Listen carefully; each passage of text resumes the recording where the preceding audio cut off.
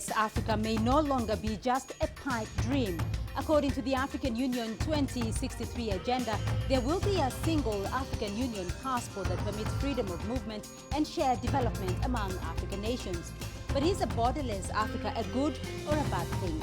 And why has it taken so long to implement the African passport policy? I'm Beatrice Marshall. Welcome to Talk Africa.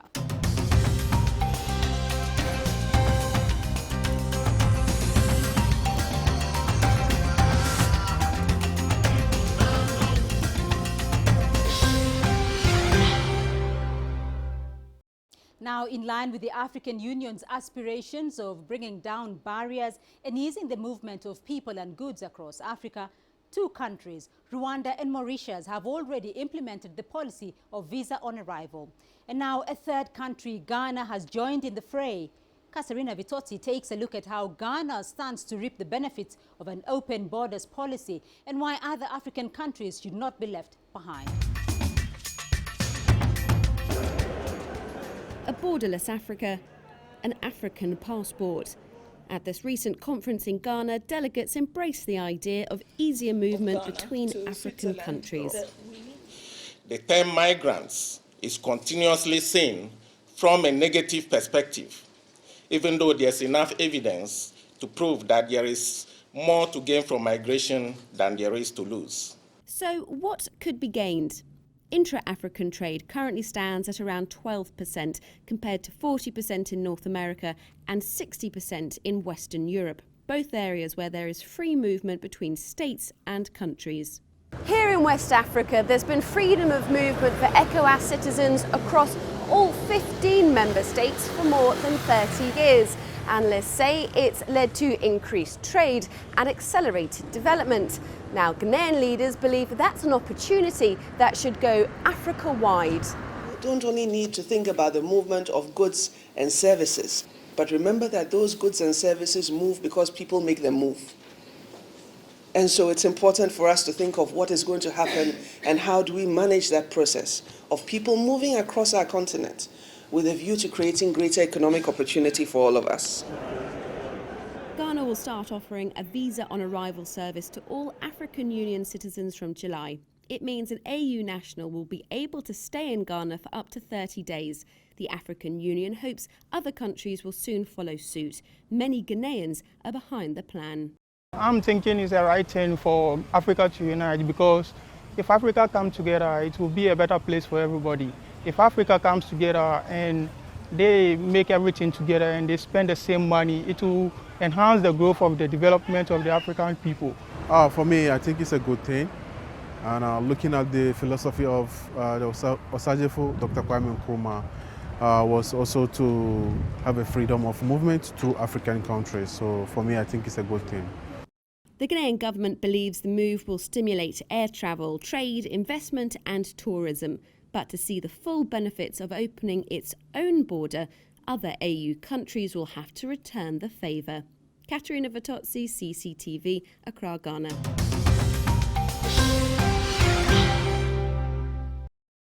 Well, the creation in June 2015 of a free trade area from Cape Town to Cairo is possibly the most significant event in Africa since the formation of the Organization of African Unity in 1963. The tripartite free trade area covers a population of 632 million and a combined GDP of $1.3 trillion. The area spans 17.3 million square kilometers. It is a grand move to merge existing regional organizations into a single African economic community.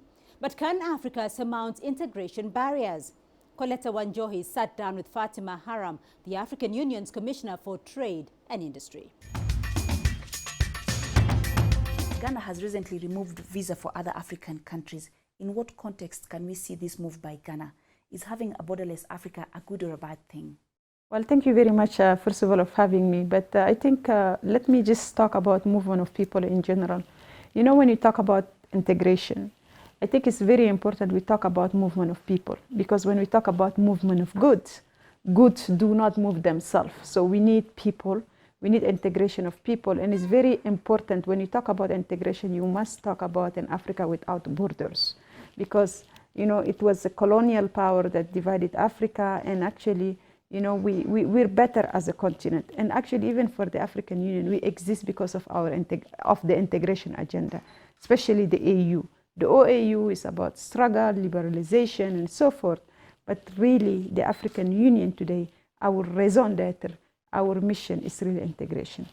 Now, the issue of Ghana, we really welcome very much Ghana openness to people to come to Ghana, and just get visa, 30 days visa at the border. This is a decision of, a retreat of Minister of Foreign Affairs to discuss about movement of people and what do we do and how do we accelerate it. And Ghana was one of them that implemented right away.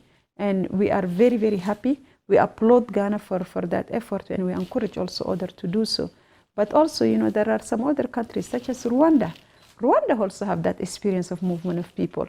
And actually today, if you talk to the Rwandese, government, we spoke to the president, Minister of Foreign Affairs, and high other official. I think the experience has been very positive.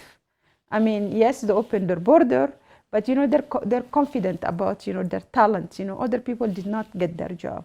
Yes, there is a risk of crime at the border, but it's very, very negligible, small. And they put the system in place to capture, all of these things. So yes, there is a risk, but we understand that from the experience of Rwanda, the risk is very negligible. It's actually less than 1%.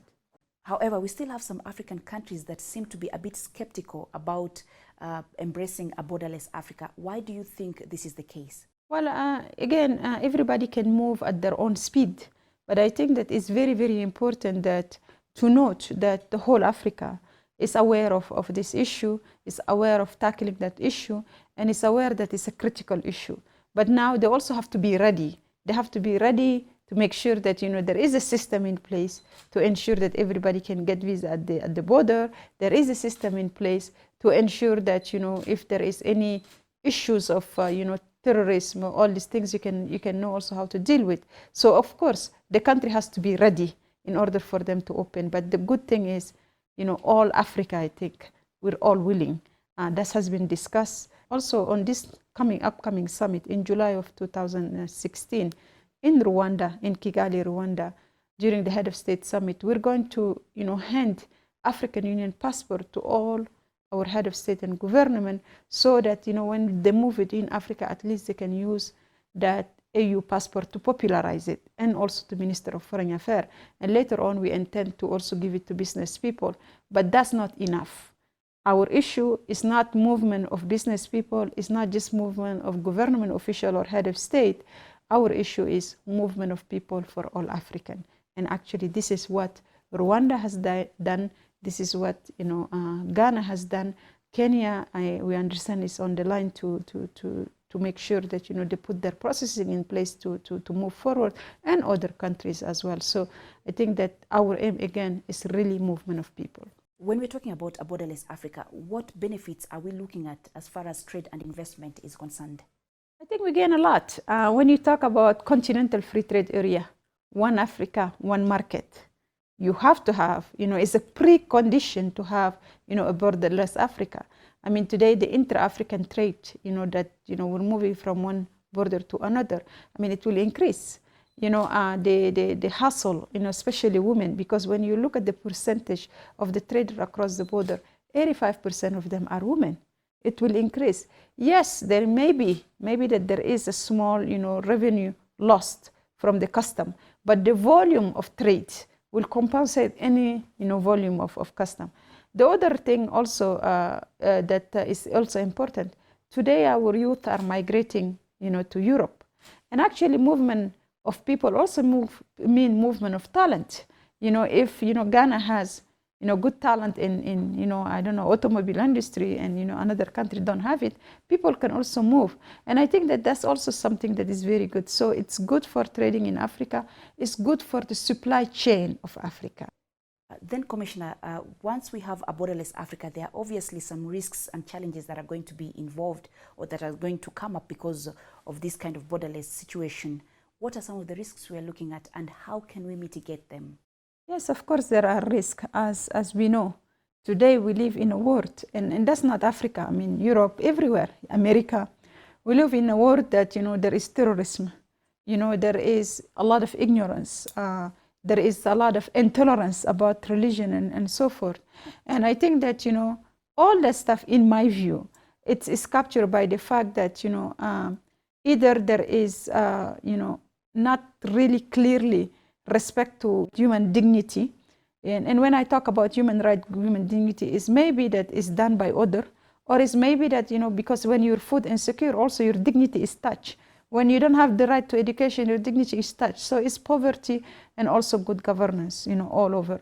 And I think that when you have that type of things, it will lead you to extreme actions, maybe hate to other because, they have, they're better than you, better educated than you, they have, better cars and they can travel and you can't because you are looking for the minimum possible. Or it can lead you to, extremism, sometimes, brainwashing our children and all these things to tell them that, this is what religion is. And I think that all of these things can be addressed, but we need to address the root causes. It's really what we're living today is symptoms. So we need to address the root causes of why we are in this situation. And so all of these things, yes, while addressing the root causes, they present today big risk at the borders. And these are the issues that we need to mitigate. These are the risks that we need to put a system in place so that we can address them correctively. And then, that we can also allow, a free movement of people. So I think that, yes, it exists, but it's not, I think that the proportion of it is really less compared to the benefit that we're going to get. And actually, this is a problem that's faced by Africa. But I also want to say that this is not a problem of Africa. I mean, the whole world is also living the same situation and all over. So I think that it's a wider problem, and hopefully that the international community will address it correctively, put the system in place, but again, address the root causes of the problem. So our future will be the future that we really want.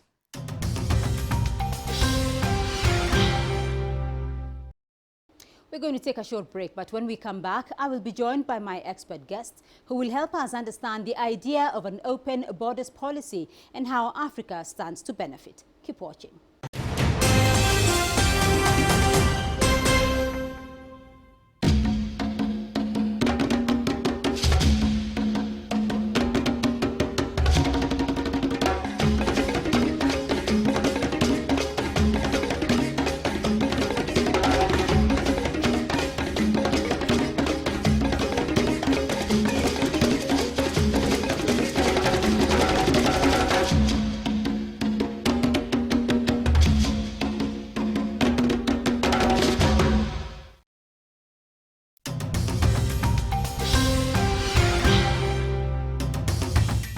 Now, the idea of a borderless Africa and its potential to transform the continent's economies has received strong backing from Africa's top entrepreneurs and government policy chiefs.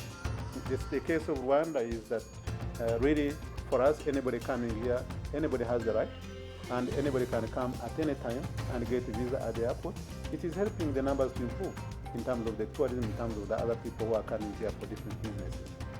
But we know that the African Development Bank and other countries are also working very hard to see how they can remove all these kind of barriers, so that eventually Africa actually, in terms of doing business in Africa, becomes much easier, starting with Africans, and then together, of course, with others. The way things are, it will be very, very difficult for us to produce goods and export them to Europe and be competitive.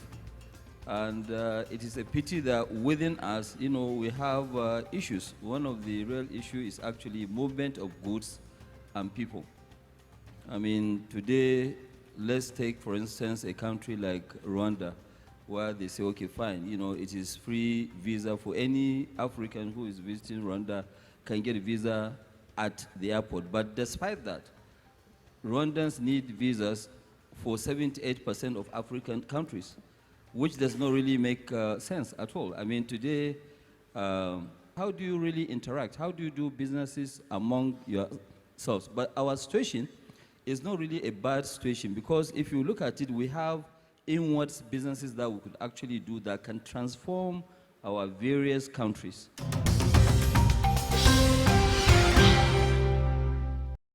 Welcome back to Talk Africa. Now, to help put in perspective Africa's pursuit of an open borders policy and the benefits for individual countries and the continent at large, I have expert guests standing by. In Johannesburg, Adetunji Omotola. He's a trade and investment analyst. In Abuja, Nekabari Anna. He's a legal practitioner and advocate of the Supreme Court of Nigeria. And with me in Nairobi is consultant economist David Awiro. To you all, David. Gentlemen, thank you very much for joining in this discussion. Nekabari Anna, in Abuja, to you first, though, and let's start off with Ghana's recent decision to ensure that it will be offering visa-free policy to all African nationals across the continent. First, from Ghana's perspective, why do you think they made this decision, and what's been the impact? Thank you very much for the question. It's important to note that we should look at Ghana's decision within the context of Pan-Africanism and a desire to create a seamless migration policy that will boost the local economy and reduce poverty.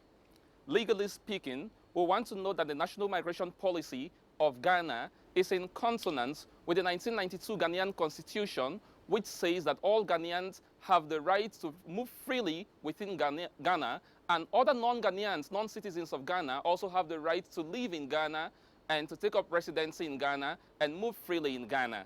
We want to note that the Republic of Ghana is a state party to the African Charter on Human and People's Rights and the ECOWAS Treaty. Article 12 of the African Charter on Human and People's Rights does emphasize the need for all Africans to move freely within any member state of the EU. And the same is also in consonance with Article 27 rather, of the ECOWAS Treaty, of which Ghana is a state party. So all the Ghanaian government has done is to give legal teeth to those policies that have been there before the African Union when the African Union was formed, and also the ECOWAS Treaty. Adetunji, to you though, in Southern Africa, know that this is also going to assist with that whole question of seamless migration, particularly with the Ghanaian situation. What's been the issue, though, in the Southern African states? Because we know a lot of Zimbabweans and a lot of Malawians move quite freely across the Southern African region. In my view, I think, firstly, we must congratulate Ghana for taking this bold step. I think it falls in line with the African Union. If you remember, 2-3 years ago, the African Union was 50 years of the formation of the OAU. And if you remember that Kwame Nkrumah, Dr. Kwame Nkrumah, was one of the founding fathers of OAU.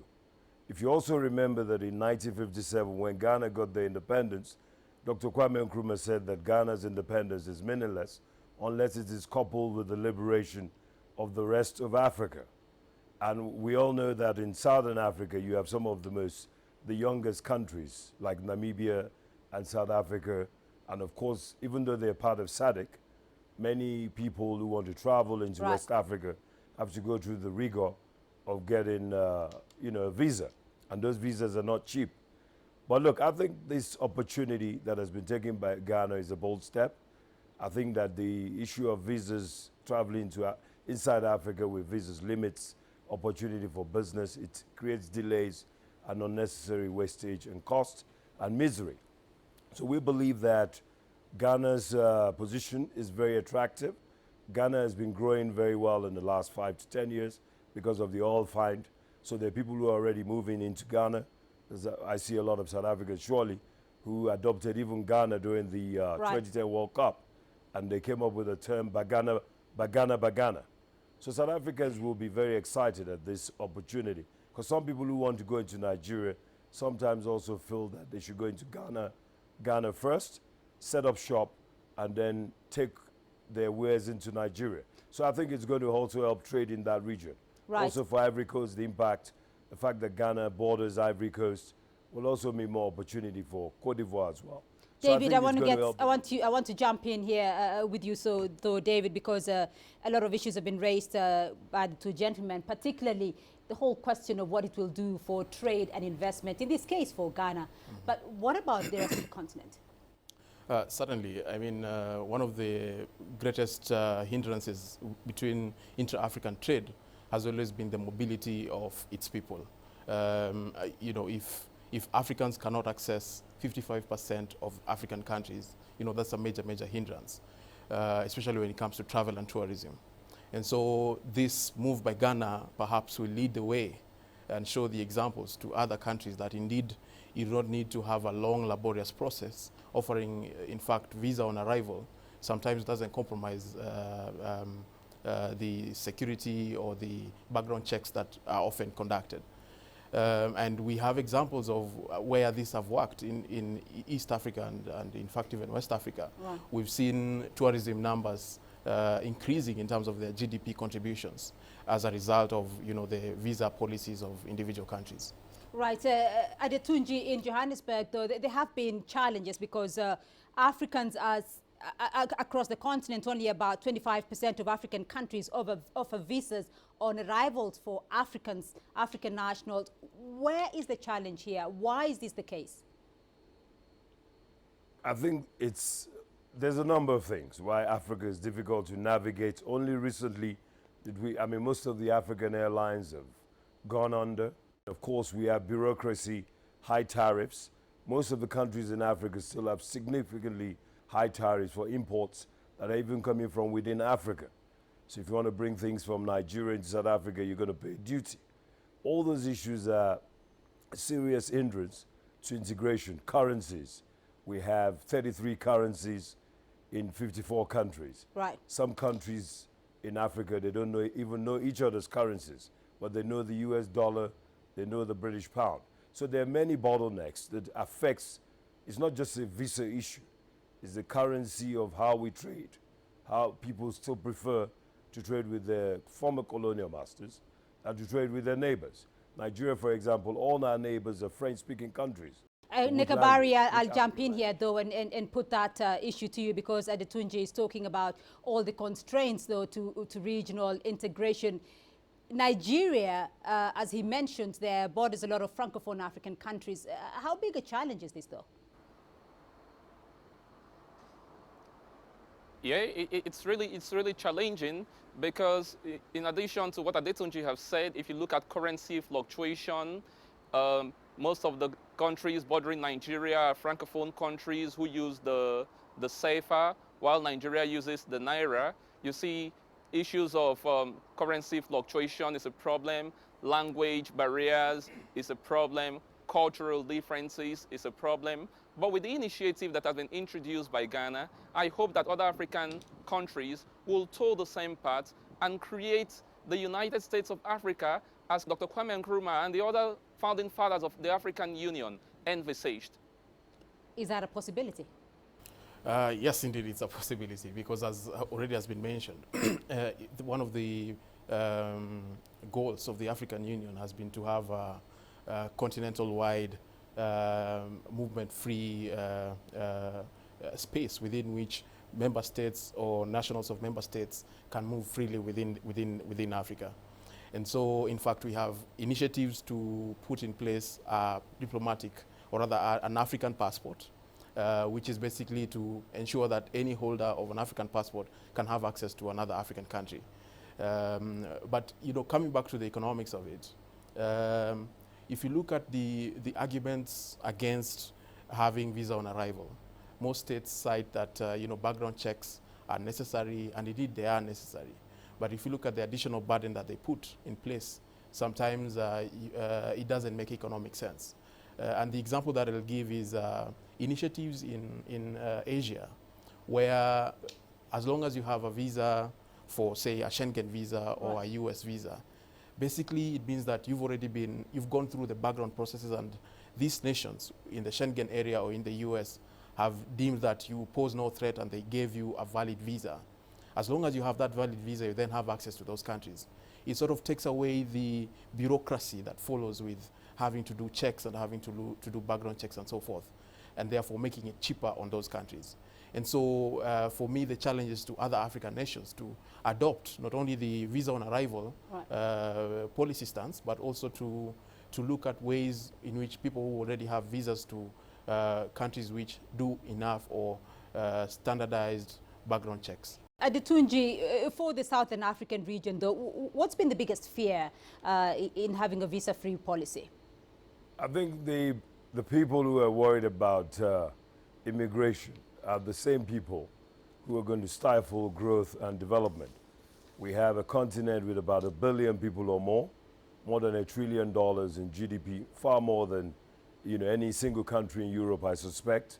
I think the critical thing for me, though, is that before we start saying people should move around as freely as they want to, we need to secure our continent. We have problems in Mali, Central African Republic, even Burundi, Boko Haram in the northeast of Nigeria, Al-Shabaab running around in Somalia. There are too many trouble spots.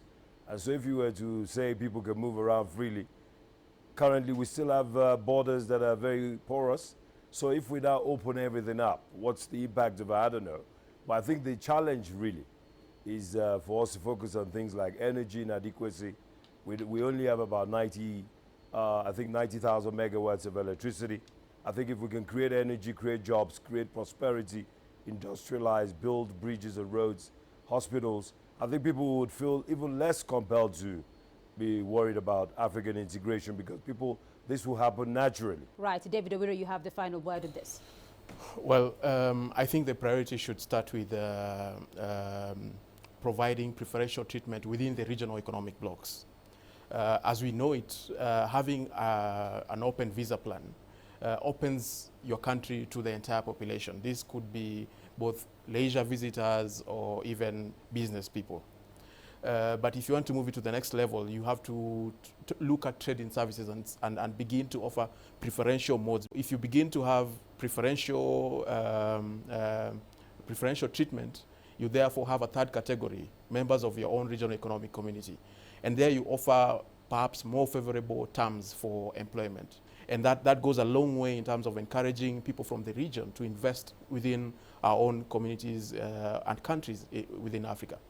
The third step, of course, is this migration policy, where we have to begin to manage how labor migrates and which kind of labor do we want to migrate.